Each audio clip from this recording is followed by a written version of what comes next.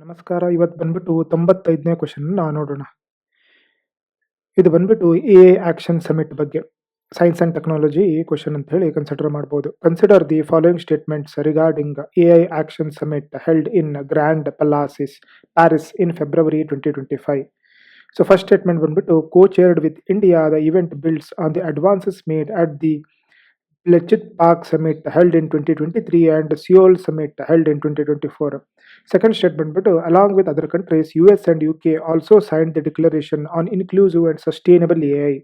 Which of the statements given above is or are correct ಅಂತ ಹೇಳಿ ಕೇಳಿದ್ದಾರೆ.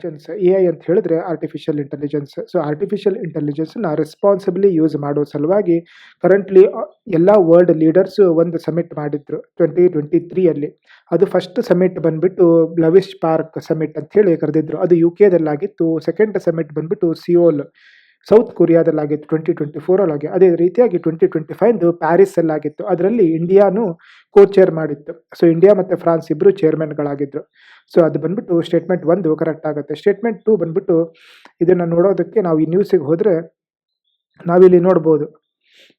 ಇಲ್ಲಿ the US and UK abstained from signing the statement. So ಅದೇ news ಆಗಿತ್ತು. So February 11, 2025 news ಇದು US ಮತ್ತು UK-ದವರು sign ಮಾಡಿಲ್ಲ ಈ ಸಲದ್ದು AI ಸಮಿಟ್. ಸೊ ಅದ್ರ ಸಲುವಾಗಿ ಎರಡನೇ ಸ್ಟೇಟ್ಮೆಂಟು ತಪ್ಪಾಗುತ್ತೆ. ಸೊ ಒಂದನೇ ಸ್ಟೇಟ್ಮೆಂಟ್ ಕರೆಕ್ಟ್ ಇದೆ, ಎರಡನೇ ಸ್ಟೇಟ್ಮೆಂಟ್ ತಪ್ಪಿದೆ. ಸೊ ಆನ್ಸರ್ ಬಂದ್ಬಿಟ್ಟು ಎ ಆಗುತ್ತೆ. ಸರಿ, ಹಾಗಾದರೆ ನೆಕ್ಸ್ಟ್ ಕ್ವೆಶ್ಚನ್ ನಾಳೆ ನೋಡೋಣ. Thank you.